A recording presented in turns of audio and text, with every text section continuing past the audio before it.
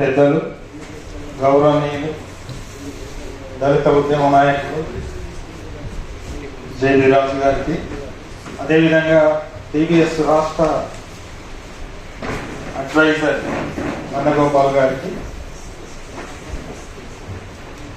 జాతీయ కార్యదర్శి శంకరన్న గారికి, బీబీఎం దర్శనం అడ్వకేట్ దర్శనం నరసింహ గారికి, ఎంఎస్ఎస్ అధ్యక్షులు రాంప్రసాద్ అన్న గారికి, మరియు అధ్యక్షులు ఆనంద్ గారికి, జిల్లా కార్యదర్శులు చిన్నయ్య, రమేష్,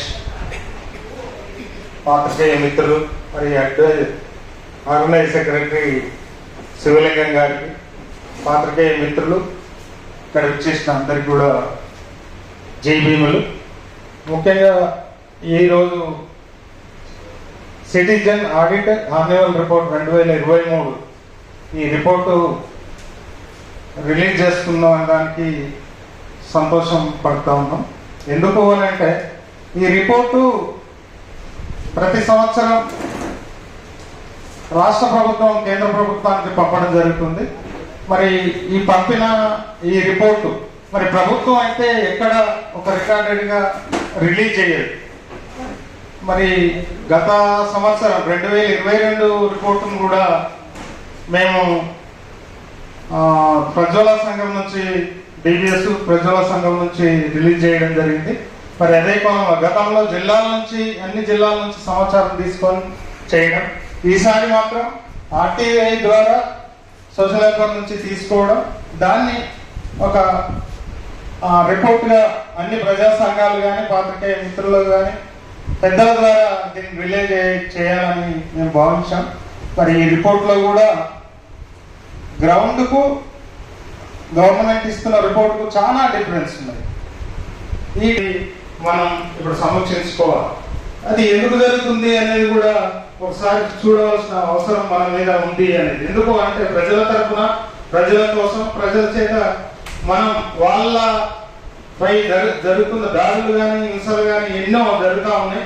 ఆ హింసలను మనం సాధ్యమైనంత వరకు బహిరంగంగా ప్రతికాముఖంగా తీసుకుపోయి దాన్ని మనం కేసులు నమోదు చేస్తున్నాం. కేసులు నమోదు చేసిన తర్వాత ఎఫ్ఐఆర్, ఛార్జ్ షీట్, చివరికి కోర్టు ట్రయల్ దాకా కూడా తీసుకుపోవడం జరుగుతాం. కానీ అది ఎక్కడో ఒకదాని ప్రభుత్వ పరంగా చాలా డిఫరెన్స్.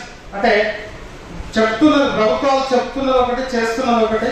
మరి ఏ ప్రభుత్వమైనా, గత ప్రభుత్వమైనా ఈ ప్రభుత్వమైనా ఈ ఎస్సీ ఎస్టీల మీద జరుగుతున్న దాడులు, అత్యాచారాలు, రేపులు అన్ని కూడా ఏవి కూడా కొన్ని చాలా మొదలు పెట్టడానికి ప్రభుత్వాలు చూస్తూ ఉన్నాయి. దాన్ని ఆ రిపోర్ట్ను కూడా అందరికీ అంటే సెంట్రల్ గవర్నమెంట్ దాకా కూడా తీసుకుపోలేకపోవడం, శిక్షలు పడలేకపోవడం చూస్తూ ఉన్నాం. ఈ మధ్యనే గత 2-3 నెలల కింద నల్గొండ అంటే ప్రణయ్ హత్య కేసులో మనం ముందున్నాడు నరసింహస్వామి గారు పబ్లిక్ పీపీగా, స్పెషల్ పబ్లిక్ పీపీగా తను పనిచేసి తన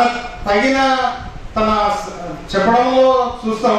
మాతో చర్చించినప్పుడు తను ఎంత స్టడీ చేసి ఈ రోజు ఆ శిక్షలు పడినాయి అనేది తన అనుభవంలో చెప్తాడు. మరి ఆ రకంగా మరి ఈ రిపోర్టు గ్రౌండ్కు దానికి భిన్నంగా ఏమి ఉంది అనేది మన మధ్యన అందరు మిత్రులు ఉన్నారు. మరి ఈ రిపోర్ట్లో